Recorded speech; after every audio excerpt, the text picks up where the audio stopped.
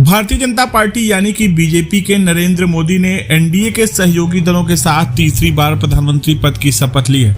लेकिन बीजेपी की 240 सीटों पर सिमटने के बाद पार्टी अब अपने नेतृत्व की समीक्षा कर रही है। 30 जून को भारतीय जनता पार्टी के राष्ट्रीय अध्यक्ष जेपी नड्डा जी का कार्यकाल समाप्त हो रहा है और नए अध्यक्ष की नाम की चर्चाएं जोरों पर है। इस संदर्भ में केंद्रीय मंत्री नितिन गडकरी का नाम सबसे ऊपर आ रहा है, जो राष्ट्रीय स्वयंसेवक संघ यानी कि आरएसएस की पसंद माने जा रहे हैं। आरएसएस और भारतीय जनता पार्टी के बीच तालमेल की कमी की खबरें चर्चा में हैं। जेपी नड्डा के विवादास्पद बयान के बाद पार्टी ने महसूस किया कि आरएसएस की आवश्यकता अभी भी महत्वपूर्ण है। नितिन गडकरी, जो पहले भी पार्टी के राष्ट्रीय अध्यक्ष रह चुके हैं, आरएसएस की पहली पसंद बन गए हैं।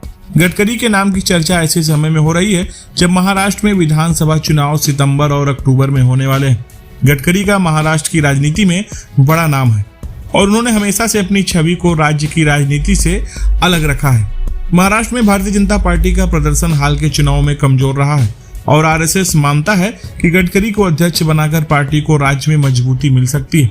उनके नाम पर पार्टी में कोई बड़ा विरोध नहीं है, जिससे उनके नाम को समर्थन मिल रहा है। गडकरी का संगठनात्मक कौशल और अनुभव आरएसएस और भारतीय जनता पार्टी दोनों के लिए ही लाभदायक हो सकता है। नरेंद्र मोदी की सरकार में मंत्री रहते हुए उन्होंने सड़क परिवहन के क्षेत्र में महत्वपूर्ण कार्य किए हैं। उनकी नेतृत्व क्षमता और राजनीतिक सूझबूझ का फायदा पार्टी को राष्ट्रीय स्तर पर मिल सकता है।